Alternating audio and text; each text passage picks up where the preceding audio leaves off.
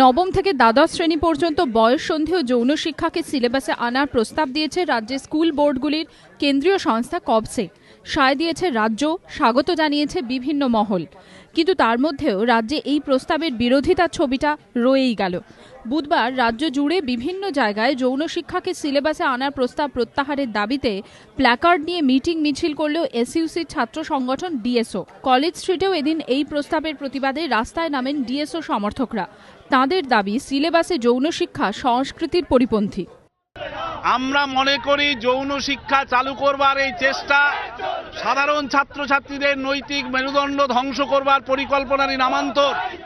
রাজ্যে যেভাবে হিংসা বাড়ছে, কিশোর মনে থাবা বসাচ্ছে অপরাধ প্রবণতা, সেই পরিপ্রেক্ষিতেই যৌন শিক্ষাকে নবম থেকে দ্বাদশ শ্রেণীর সিলেবাসে আনার প্রস্তাব দিয়েছে কবসে।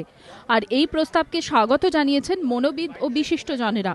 তাঁদের ব্যাখ্যা, সময় বদলের সঙ্গে সঙ্গেই টেলিভিশন বিজ্ঞাপনের হাত ধরে টিনএজারদের কাছেও পৌঁছে যাচ্ছে যৌনতার হাতছানি। সেই শিক্ষাকে লিপিবদ্ধ আকারে সিলেবাসে আনাটাই বৈজ্ঞানিক। কৃষ্ণেন্দু অধিকারীর রিপোর্ট, এবিপি আনন্দ, কলকাতা।